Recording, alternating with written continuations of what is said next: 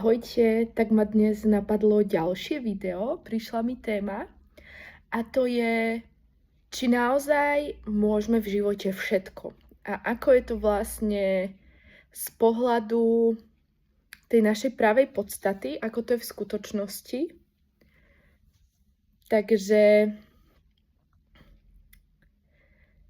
môžeme všetko, ale pokiaľ sme plne stotožnení s tou našou osobnosťou, tak ona má iba určitú časť tých možností, je pre ňu dostupných, pretože bola nejako naučená, bola nejako formovaná za tie roky od malička a v podstate je to ohraničené.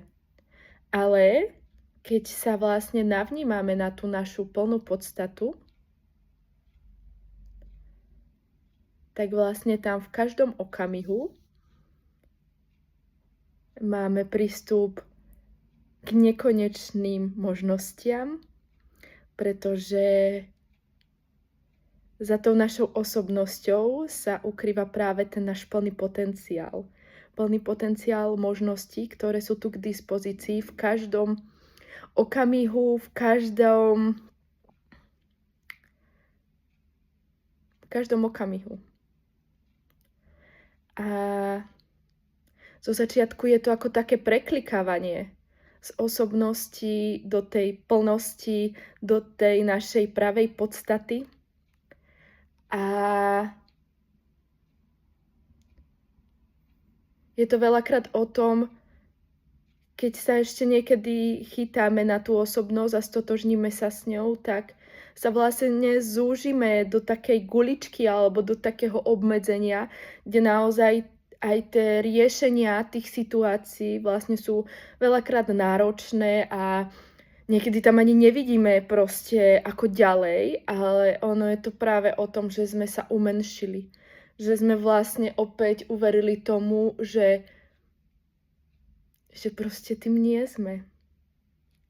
Tým potenciálom tým potenciálom nekonečných možností, tou dokonalosťou, tou podstatou, tým životom. Takže áno, sú tu k dispozícii, ale je to o našom vnímaní. Ako vlastne vnímame ten náš svet. Ako vnímame hlavne seba. A ešte je tu jedna taká vec, ktorá ma napadla, a to je, aj keď máme k dispozícii nekonečno možnosti, je krásne si nechať prísť z tej našej vnútornej podstaty to, čo je to naše. Pretože veľakrát som aj zažila, že som si niečo prijala a potom som zistila, že to není to ono. Že to bolo vymyslené myslou, obkúkané alebo prevzaté a nebolo to skutočne to ono. Takže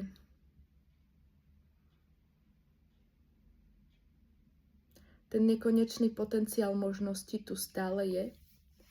A keď napríklad príde nejaká náročnejšia situácia alebo problém, tak sa tam vytvára bod, kde sa zastavím a uvedomím si túto plnosť seba, plný potenciál možností a nech sa mi ukáže tá možnosť. A ono v podstate časom zistíme, že tie problémy neexistujú. Že ono to prirodzene plynie, niečo príde a ono automaticky, keď si tam dáme túto možnosť, že je o to postarané, že tá možnosť už existuje, tak sa tým vôbec nemusíme zaoberať a môžeme si žiť ten náš pekný a spokojný život. A to bolo také jedno z mojich prianí.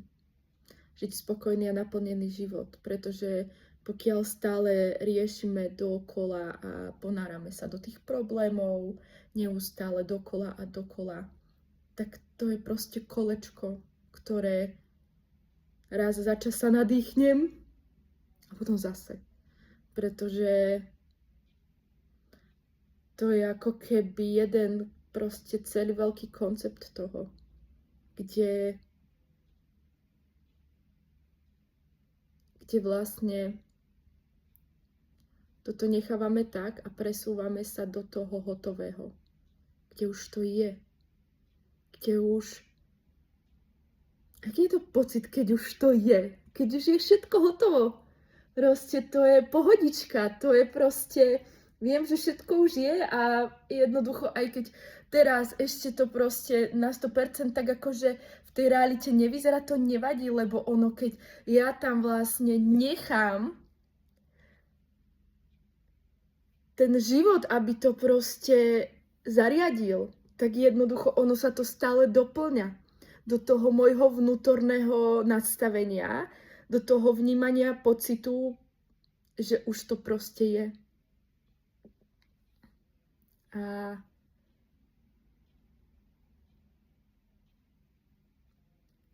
keď sme v tomto, tak je to úplne iná kvalita života, ako sme poznali. Alebo z čoho sme kedysi vychádzali. A ono je to naozaj veľakrát aj o tom prestať sa stotožňovať s tým príbehom tej osobnosti, čo všetko zažila, čo všetko prežila, aké všelijaké trápenia, čo ešte nedosiahla, čo by ešte mala. Sú to stále predstavy mysle, ktoré proste sú naviazané presne na tú osôbku, na tú, ktorá by všetko mala zvládnuť, všetko, proste sú tam neuveriteľné tlaky, zodpovednosť a jednoducho, ale teraz prichádzam na to, že to není, že ja sa vzdávam zodpovednosti, ja presne viem, kedy mám čo spraviť, proste mne chodia tie impulzy, ale viem to jednoduchšie rozoznať, ja to už vnímam, ja už viem. Pretože keď som bola v tom chaose, tak tam to nebolo jasné, tam som stále chaosila, nevedela čo a potom som proste sa z toho zrutila, lebo toho bolo tak veľa. A že toto tak nadväzuje na seba pekne a dovoliť si niekedy nerobiť aj nič je akože vysoký level. Že proste nerobiť nič a to sú také dve roviny. Je nerobiť nič a byť v takom nechutnom prázdne, to je proste naskočenie na myseľ. To vytvára myseľ. A potom je tá rovina, kde nerobím nič, ale zároveň ja tam proste viem, že o všetko je postarané, všetko sa deje presne tak, ako má. A keď proste budem mať niečo spraviť, tak to spravím, lebo mi to tam ťukne a idem. A nerobiť nič a neviem, je ako to, čo som sa najviac bála, by som povedala, že v živote. Nevedieť a nič nerobiť, hej, že neviem. Na jednej strane, keď to uchopí tá myseľ, to neviem, tak ako proste ide tá myseľ do takého chaosu a paniky, ale zároveň, keď proste si dovolíme navnímať z tej plnosti to, ja proste teraz neviem, ale viem, že sa to proste pre mňa deje v každom okamihu z toho môjho najviac, čo je tu možné pre mňa. To najkrajšie, najlepšie, najdokonalejšie. A to neviem, je práve to oslobodenie. Že som si prvýkrát v živote dovolila nevedieť, čo je pre mňa to správne, ale zároveň tam vo vnútri viem, že sa mi to v ten správny čas ukáže a že proste to zavnímam a a jednoducho to tak.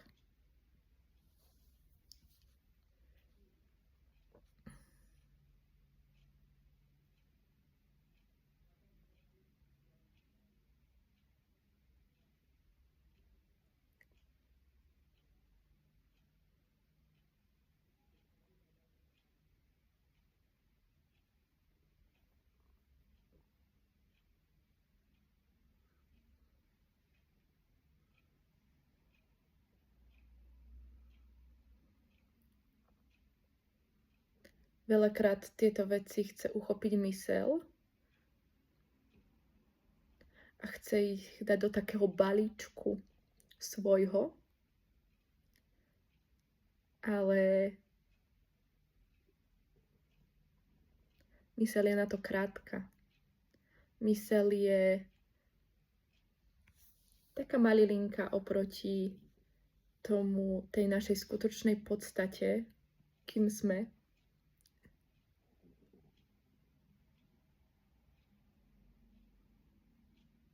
Že je to veľakrát nepodstatné.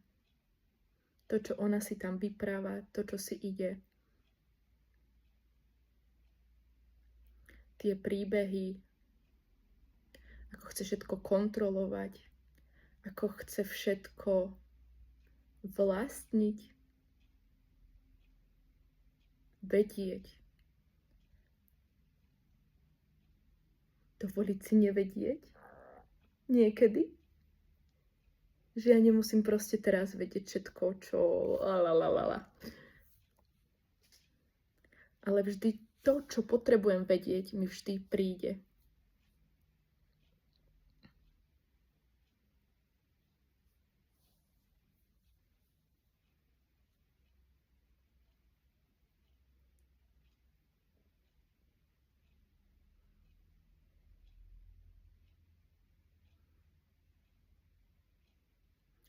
Prajem vám krásnu pohodičku. Ahojte.